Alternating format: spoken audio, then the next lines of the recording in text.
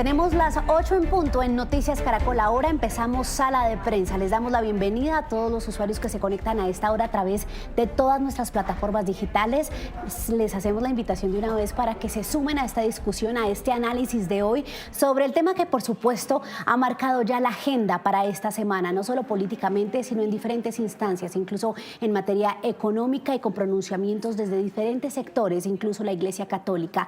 Las grandes movilizaciones que vimos ayer domingo en diferentes ciudades del país, en contra puntualmente del presidente Gustavo Petro, expresando por supuesto lo que es el descontento por lo que ha sido su gestión en los últimos meses. Vamos a estar analizando no solo eso, sino también lo que ha sido ya la respuesta del mandatario, que lejos de escuchar para muchos el mensaje de descontento de las movilizaciones, se ha dedicado a estigmatizarlas y también a minimizarlas. Dice que fueron cerca de 250.000 personas y que fueron débiles en varias ciudades del país. Es por eso que hasta ahora en Sala de Prensa saludamos a nuestros invitados. Ya vamos a hablar con Pedro Medellín, pero saludo a esta hora. Es un gusto darle la bienvenida a Juan Esteban Lewin, que es jefe de redacción de El País, en su sección o su enfoque aquí en Colombia. Juan Esteban, un gusto tenerlo como siempre aquí en Sala de Prensa.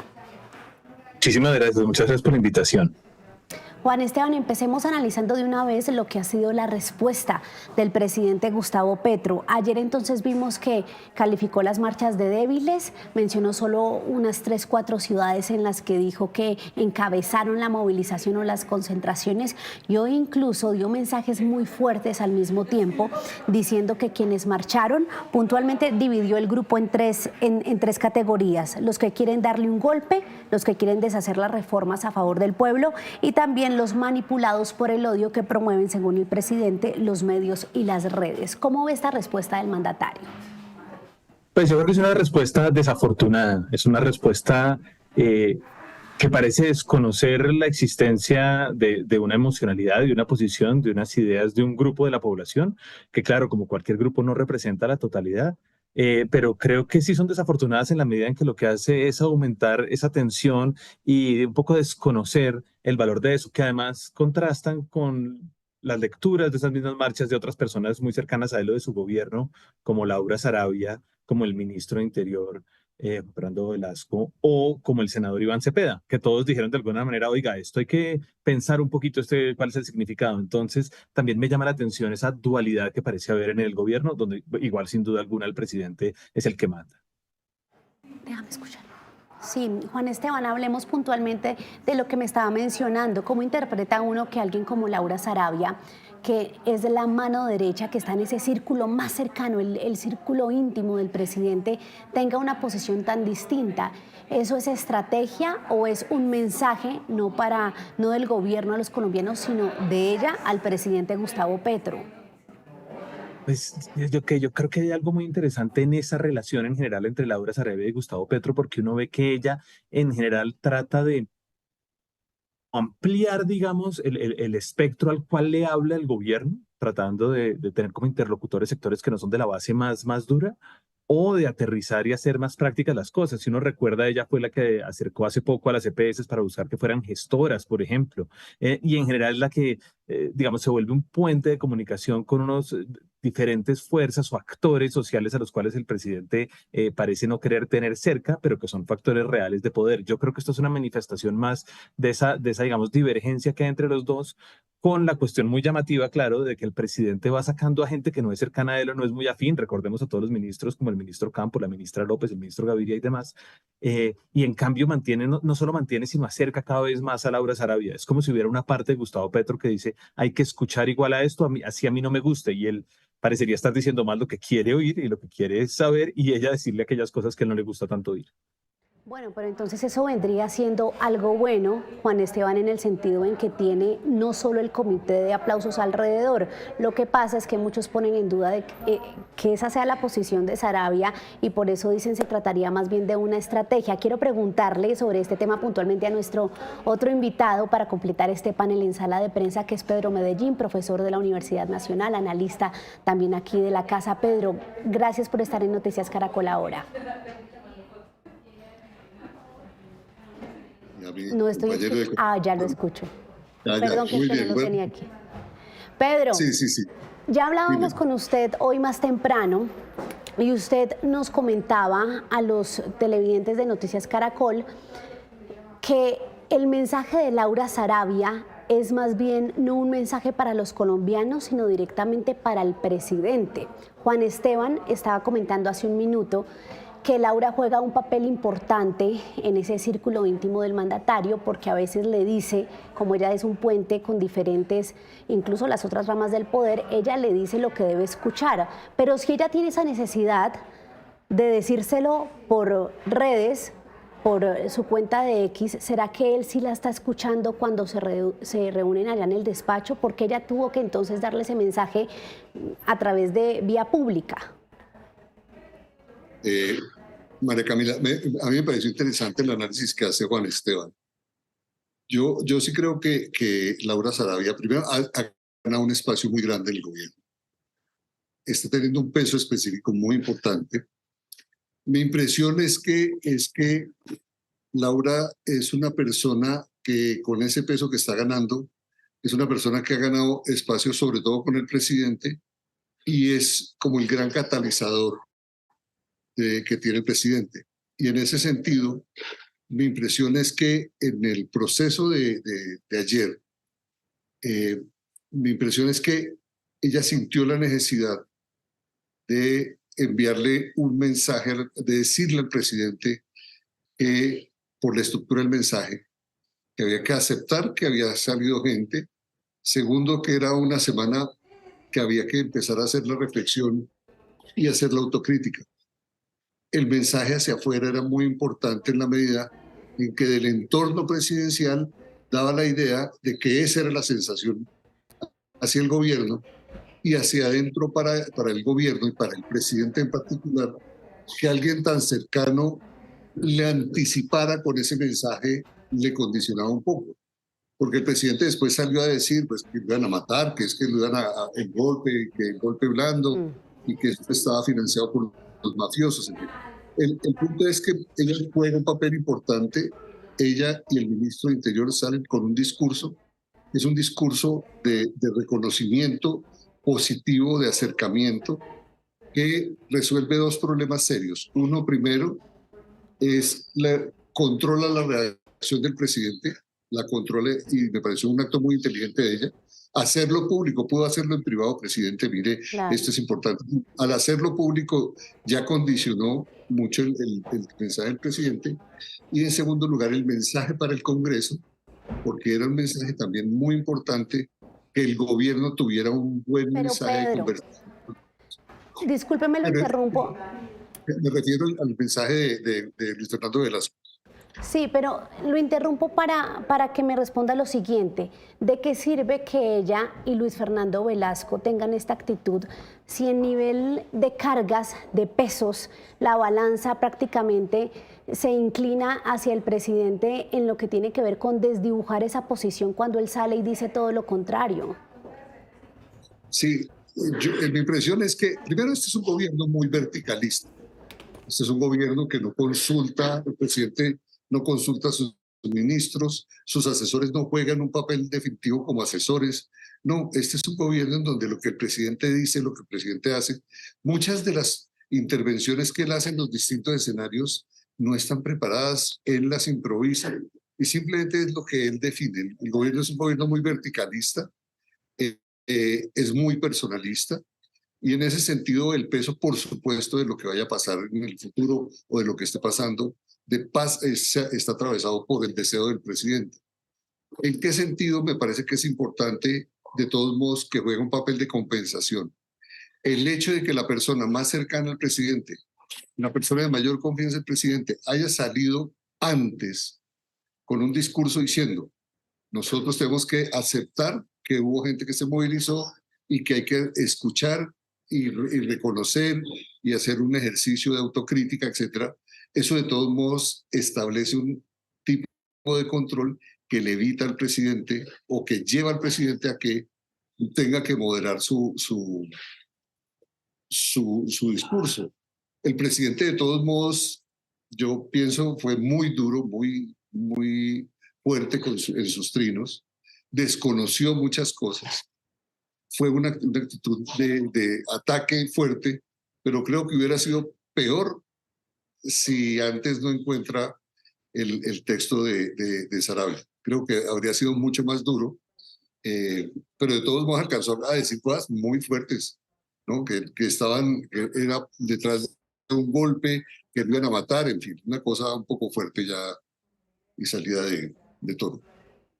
Sí, tenemos ya las 8 de la noche, 10 minutos. Juan Esteban, lo veo ahí asintiendo. ¿Qué quiere sumar sobre este tema puntualmente de Laura Sarabia? No, ¿Será que sí, eso sí lo hace moderarse un poco, que ella haya salido primero a dar ese mensaje conciliador? Pues es que yo creo que ocurre otra cosa en todo caso, y es que a veces ocurre en los gobiernos que diferentes personas, miembros del equipo, de manera a veces concertada o a veces no, incluso espontánea, digamos, totalmente natural, pues le hablan un poquito a audiencias diferentes y a públicos distintos. Es decir, el mensaje del presidente, un mensaje, con todo lo que decía Pedro, totalmente de acuerdo, que es el calificativo que yo me encuentro es desafortunado, le habla a unos sectores que son los sectores, digamos, el famoso 30% más o menos, que es fuertemente del gobierno, que votó por él desde primera vuelta, que lo sigue apoyando según todas las encuestas y demás. Mientras que mensajes como los de el ministro Velasco, los de Laura Sarabia, quizás no le hablan a ese 30% mucho, pero le hablan a otros sectores de la población que es importante para el gobierno, por lo menos, no sé si sumar, pero por lo menos con los que es importante no perder interlocución. Y eso se nota en realidades de otra índole, como por ejemplo la reforma pensional, que se está tramitando en este preciso instante, de hecho está en discusión en la plenaria del Senado, y donde el gobierno hizo algo que no quiso hacer el presidente con la reforma a la salud, que fue correr sus líneas rojas. Si ustedes recuerdan, una de las líneas rojas era en este esquema de 2 pilares, donde la primera parte del ingreso de todo el mundo se aporta a un fondo público y de ahí para arriba un fondo privado. Él había dicho, ese límite que llaman umbral, ¿no? Hasta dónde se aportará solo por pensiones, era 3 salarios mínimos, sí o sí. Y concertaron reducirlo a 2,3, que se puede discutir si es bueno o malo, pero más allá de eso está el mensaje político y la realidad. Si ustedes se dan cuenta, el presidente no ha dicho nada de eso, no ha dado la cara en cierto sentido por haber corrido esa línea roja. Y quien sí lo ha hecho ha sido el ministro de Interior con ese logro, que es que salga adelante o por lo menos avance y esté mucho más cerca de ser ley una de esas 3 grandes reformas sociales del gobierno. Entonces parecería, a veces me da la impresión, mejor dicho, de que hay algo con que el presidente quiere mantener galvanizadas a sus bases y mantener ese carácter, digamos, de arrojado, alguien puede decir arrogante, ¿no? Fuerte, petulante, agresivo, poderoso, como lo quieran llamar, que lo ha caracterizado, y que cuando hay mensajes de otra índole, más conciliadores, él dejó de hacerlo, habló de acuerdo nacional, dejó de hacerlo y ahora lo hace mucho Iván Cepeda, por ejemplo. Entonces yo siento que a veces es como si hubiera esa división de no solo de funciones, sino de discursos que se mantienen ahí, porque no en vano el ministro de Interior sigue ahí y Laura Sarabia está en una posición cada vez de mayor poder dentro del gobierno. Sí, tenemos a esta hora varios comentarios en redes sociales de muchos usuarios opinando sobre este tema que sin duda alguna es polémico, e incluso hay comentarios como el de Carlos Alberto Rodríguez diciendo que ahora sí quieren a Laura Sarabia hasta que le recuerdan lo de Marelvis Mesa. Luis Lobón también está hablando puntualmente de Juan Esteban, respondiéndole su comentario. Revolucionarte con arte también nos reporta sintonía hasta ahora Carlos Vergara, asegurando que las marchas son muchas veces instrumentalizadas y que no se sabe a ciencia cierta quién está detrás. Miren ustedes que las opiniones son distintas también de Lisandro, de Jenny Rivas, de Álvaro Romero. Les damos las gracias por la sintonía de esta hora. Antes de seguir con Pedro y con Juan Esteban haciendo el análisis sobre entonces lo que viene para el gobierno, cómo debe catalizar esta expresión democrática de las manifestaciones, vamos al Congreso de la República, porque allí en la plenaria del Senado es donde hoy sin duda alguna ha hecho eco esa jornada de movilización. Nicolás Rojas, nuestro compañero, está allí muy atento del trámite de la reforma pensional. Nicolás, ¿qué ha pasado en la plenaria? Mire, María Camila, la noticia del momento es que el gobierno logra aprobar un nuevo artículo de este texto. Es uno nuevo que se creó. Acuérdese que la semana pasada se aprobó que la administración de los recursos del Fondo Público va a pasar de Colpensiones al Banco de la República, y hoy se acaba de aprobar un artículo nuevo que explica cuáles son esas funciones del Banco de la República y cómo va a estar conformado su comité directivo. Ahora, usted bien lo decía, se presentó mucho eco aquí en la plenaria del Senado a raíz de las manifestaciones de las últimas horas en todo el país, y puntualmente los mensajes vienen por parte del presidente del Senado, Iván Name, quien le dijo al presidente: textualmente, y abro comillas, nadie lo va a tumbar, los demócratas del Congreso, que somos todos, defenderemos su periodo hasta el último día. Y punto seguido le dijo, no invente, señor presidente, problemas que ya nuestra sociedad tiene mucho. Lo acompañamos como el hombre que preside a Colombia y punto seguido dijo, escuche a sus ministros. Esto precisamente por el debate que ustedes están teniendo en este momento de las declaraciones de Laura Sarabia y de Luis Fernando Velasco a través de distintos medios de comunicación y de sus redes sociales. Y punto seguido desde la oposición también le dijo varios senadores al presidente, venga presidente, no siga ambientando la idea en todo el país de que aquí se está orquestando un golpe blando. Nosotros respetamos su investidura, así que tranquilo, siga adelante, pero como opositores tenemos derecho a argumentar por qué no estamos de acuerdo con sus reformas. Muchas gracias. Es el reporte desde el Legislativo a las 8:16. Estamos pendientes de usted con lo que pase allí con la reforma pensional cuyo trámite, pues miren ustedes, Pedro y Juan Esteban, se ve afectado por las declaraciones del mandatario, porque al no reconocer o darle esa importancia a la movilización, dicen entonces las diferentes bancadas, pues lo que tenemos es que responderle hundiendo sus iniciativas. Hay un punto específico del que quiero preguntarles y empiezo con usted, Juan Esteban, y es sobre la actitud de muchos presidentes o de muchos personajes de la vida política pública en Colombia al llegar al poder. Hoy nos estaban recordando entonces que Santos dijo que el tal paro no existe, que Iván Duque fue sordo ante las manifestaciones del paro nacional muchas veces y que el mismo Petro le solicitaba no hacer oídos sordos y escuchar para corregir el rumbo, y hoy es Gustavo Petro el que para muchos tiene esa actitud. ¿Por qué será que les pasa esto? Pues mira, Camila, es una buena pregunta. Yo recuerdo, quizás por la edad que tengo, una foto que yo no sé si fue famosa, yo la recuerdo como famosa, de Ernesto Samper en los peores días del proceso 8000, una foto tomada desde afuera del Palacio de Nariño, donde se le veía, ya no me acuerdo qué horas, pero diga usted a las 2 de la mañana, solo como con una mirada triste mirando hacia abajo, que había capturado a alguien desde afuera.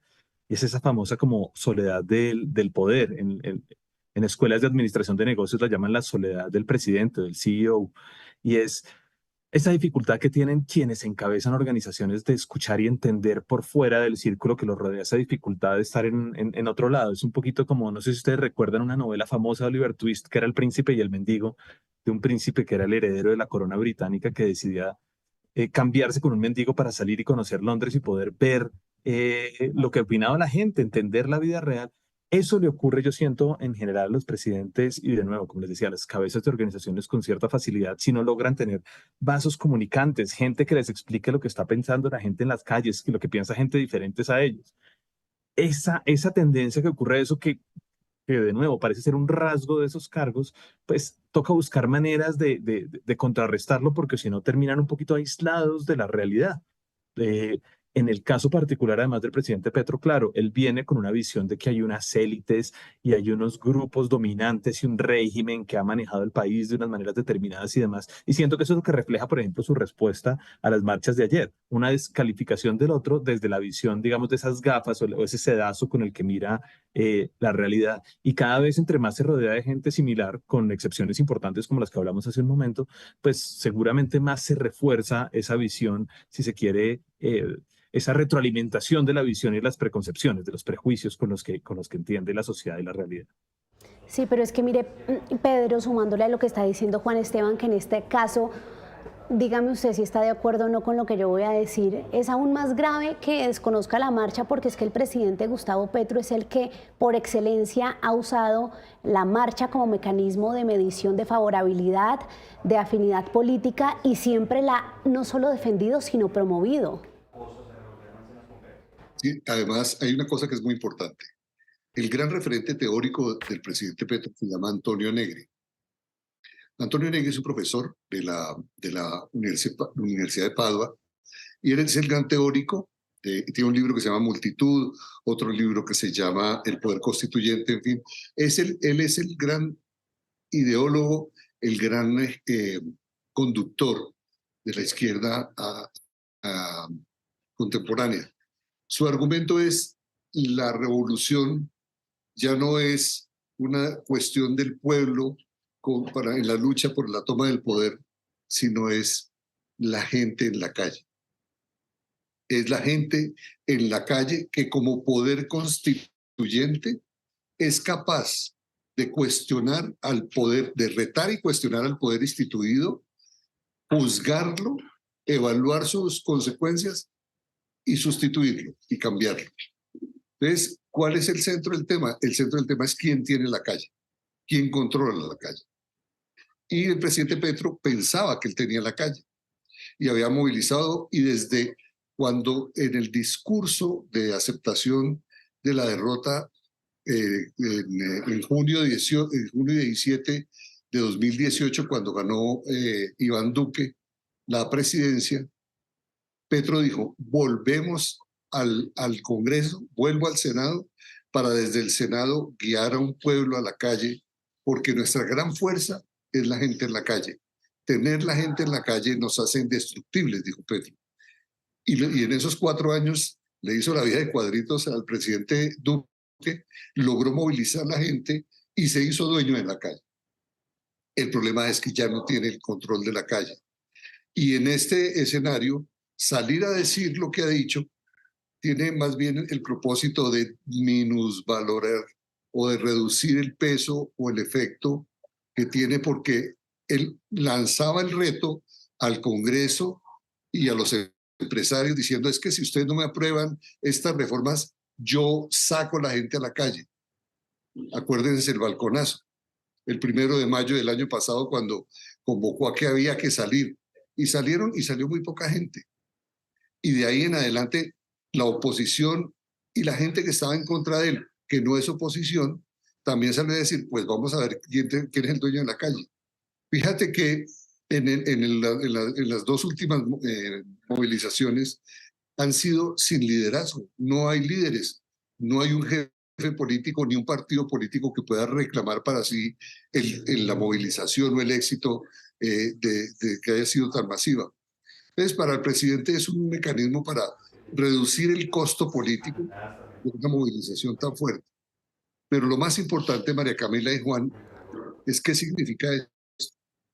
Esta cosa de ver la gente saliendo dispuesta incluso a que si llovía había que quedarse ahí, nos está revelando un cambio muy importante en los ciudadanos.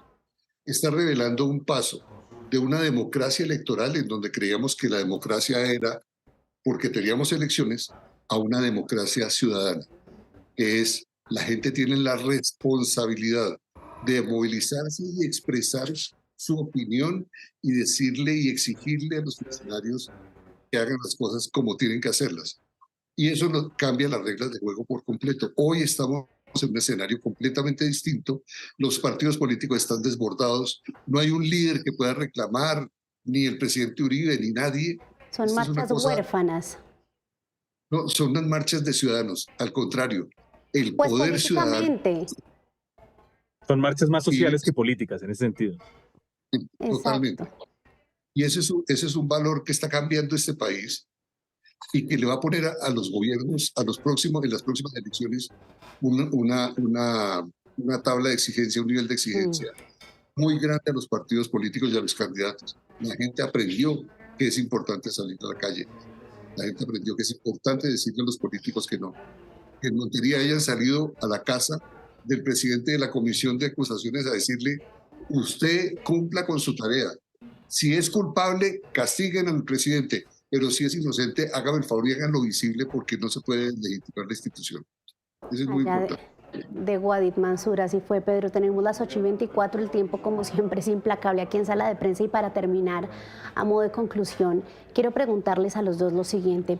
Juan Esteban, teniendo en cuenta lo que nos mencionaba Pedro de que la gente aprendió a utilizar ese mecanismo democrático o que más bien se está dando ese despertar social que es de la gente en las calles y no necesariamente en las urnas, mandando este mensaje al presidente, ¿será que el 1 de mayo las fuerzas del presidente o la calle del presidente le va a hacer contrapeso a esto que vimos el domingo?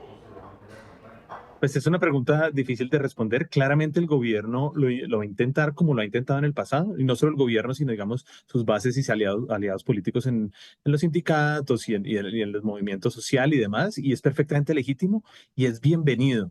Yo creo que una democracia donde hay mayor participación, sea participación electoral, sea participación por esta vía, pues es bienvenido. Muestra una sociedad preocupada, una sociedad interesada, una sociedad distante de la apatía, lo que en general creo que es bueno. Claro, tiene riesgos si esas fuerzas, digamos, sociales desatadas y que no tienen quizás un liderazgo claro en el caso de la oposición, porque a pesar de que el uribismo intenta encabezarlas, claramente no termina siendo representativo de todas esas fuerzas. El riesgo es que esas fuerzas terminen en cualquier lado, digamos, y lo hemos visto quizás no en Colombia, pero sí en el vecindario, ¿no? Elecciones diversas que terminan con personas que después a uno cuenta que no estaban preparadas para el cargo al que llegaron, ¿no? Piensas en Pedro Castillo en Perú, por dar un ejemplo, digamos, claro, de alguien que ya no tiene el poder, pero hay muchos otros, eh, pues deja planteado justamente esa cuestión de cómo vamos a pasar de la movilización social a una estructuración política más claro en un partido, en un país, perdón, donde los partidos políticos, la verdad, son muy poco representativos en su mayoría, algunos no tienen ideología alguna, y los que la tienen, pues claramente no, se reciben con rechazo importante de parte de la población. Pero Pedro sabe mucho más que yo de estos temas, entonces quizás él nos aclara mejor el punto. Pedro, lo escucho entonces aclarando el punto, que es verdad lo que dice Juan Esteban, es difícil decir qué va a pasar, pero teniendo en cuenta este número de factores, si lo sumamos y también teniendo en cuenta que pues el presidente es quien gobierna, ¿qué podremos ver el próximo 1 de mayo? Yo creo que el 1 de mayo vamos a tener una tensión muy fuerte. El gobierno tratando de tomar y de apropiarse la expresión de las organizaciones. Lo que pasa es que también en las organizaciones sindicales y en los movimientos sociales, obreros, la ideologización también es muy fuerte, pero también las diferencias son muy fuertes. Y habrá unos que no querrán que se les identifique con el gobierno o querrán distanciarse del gobierno o le condicionarán al gobierno su apoyo. Y ese es un tema complejo. Ahora, el nivel el volumen, porque el desafío está en términos de volumen. El presidente cuando planteó va a recibir una respuesta, la respuesta en términos de número, eso no es una respuesta en términos de contenidos, porque los contenidos son más o menos claros y las respuestas que tiene que dar la gente no son distintas a decir estamos apoyando al gobierno. Entonces ahí vamos a ver una tensión fuerte. Yo creo que va a ser un elemento distinto y vamos a llevarnos la sorpresa de que esa expansión de la frontera de los partidos, o ese desbordamiento de los partidos políticos y salir al campo social y que el liderazgo es un liderazgo social donde hay una responsabilidad pública de los ciudadanos, también vamos a tener expresiones en estos movimientos y en estas organizaciones que normalmente se movilizan el 1 de mayo. Por supuesto, el presidente querrá y contará con el apoyo de los indígenas, la Minga y todos los grupos que lo están apoyando, los grupos que hacen parte de eso, pero son grupos que desde el punto de vista de su presencia en la calle son bastante poco numerosos y habrá algunos que tendrá que traer en buses y eso para que pueda generar una presencia importante. No va a ser una presencia territorialmente importante como la que se logró ayer, pero va a ser una presencia importante en Bogotá, por lo menos, o en las ciudades importantes. Creo que ese es un tema. ¿Y cómo se va a canalizar este tema? Yo creo que los partidos políticos están ante un desafío muy grande. La gente está pendiente de lo que pasa en el Congreso y ya saben Sí es. que es mucho más rentable estar cerca de lo que la gente quiere que de la mermelada que le puede dar el gobierno, y eso cambia las reglas del juego político.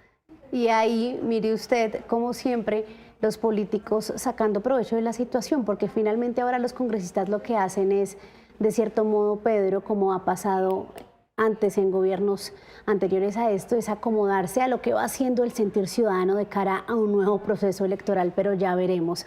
Juan Esteban y Pedro, gracias por haber estado esta noche aquí en Sala de Prensa. El tiempo es muy corto y les prometo nos vamos a sentar nuevamente en estos días con ustedes dos para seguir analizando y seguir viendo el desarrollo de esta situación y lo que responde el gobierno. Gracias a los dos.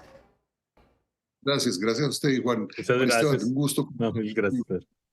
Un abrazo Igualmente. para los dos, feliz noche y también para ustedes, nuestros usuarios que nos están aquí reportando sintonía, haciendo comentarios sobre lo que ha sido la respuesta del presidente Gustavo Petro, de su mano derecha Laura Sarabia, del ministro de la Política Luis Fernando Velasco, a esta jornada de manifestaciones. Nosotros seguimos aquí muy pendientes de lo que está pasando en el Congreso. Se debate a esta hora, se empieza a debatir entonces la reforma pensional para que se queden conectados con Caracol Ahora y con Signo Pesos, que viene a continuación. Son las 8:30 aquí en Noticias Caracol Ahora. Feliz noche.